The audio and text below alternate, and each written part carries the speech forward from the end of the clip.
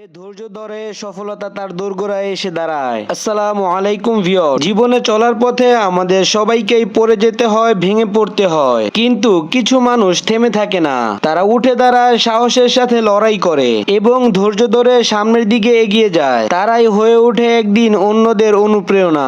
আজ আমি তোমাদের এমন একজনের গল্প বলবো যার সাহস ও ধৈর্য তাকে করেছে বিজয়ী। ছোট্ট শহরের এক ছেলের জীবনের গল্প, যার নাম রিয়াদ। পরিবারের অভাব, চারপাশের তিরস্কার এবং স্কুলের বন্ধুদের অবহেলা, সবাই তাকে বলতো তুই কিছুই পারবি না। কিন্তু রিয়াজের ভিতরে ছিল একটি শক্তি, ছিল সাহস। সে ভাবতো আজ না পারলেও ঠিকই একদিন পারবো। একদিন সে সিদ্ধান্ত নিল সফল হতেই হবে। সে দিনে কাজ করত এবং রাতে পড়াশোনা করত। মাথায় ছিল অসীম চাপ, কিন্তু সে হার মানেনি। তার বন্ধুরা যখন পার্টি ও ঘোরাঘুরি করত, সে তখন অন্ধকার ঘরে বসে স্বপ্ন আঁকত। একসময় রিয়াজের পরিবার বলতে শুরু করলো তুই আর কত করবি, আমাদের আর কিছুই হবে না। কিন্তু সে তখন না কেঁদে লড়াই করত। টানা 2 বছর পরিশ্রম করেও সফলতা আসেনি তার। সে ভেঙে পড়ে কিন্তু হার মানে না। একদিন সে তার রুমে আয়নার সামনে দাঁড়িয়ে নিজেকেই বলল, যদি এখন থেমে যাই তাহলে এতটা পথ ভুলে যেতে হবে।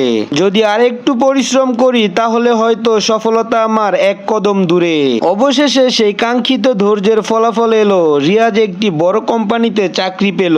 ধীরে ধীরে সে নিজের পরিবারকে সাহায্য করতে শুরু করলো এবং অন্যদের পাশে দাঁড়ালো। আজ সে নিজের গ্রামের গর্ব। যারা তাকে বলতো তুই পারবি না, আজ তারা আসে তার কাছে পরামর্শ নিতে। এই গল্পটি শুধু রিয়াজের নয়, এই গল্পটি তোমার আমার জীবনেরও হতে পারে। হয়তো এখন তুমি হতাশ, ব্যর্থ, ক্লান্ত, কিন্তু মনে রেখো, মনে সাহস রেখো, ভয় পেও না, এগিয়ে যাও। ধৈর্য মানে আজ না হলেও কাল হবে। সাফল্য একদিনে আসে না, এটাকে ধীরে ধীরে গড়ে তুলতে হয়, প্রতিদিন একটু একটু করে। তাই আজ যদি তুমি ব্যর্থ হও, ভয় পেও না।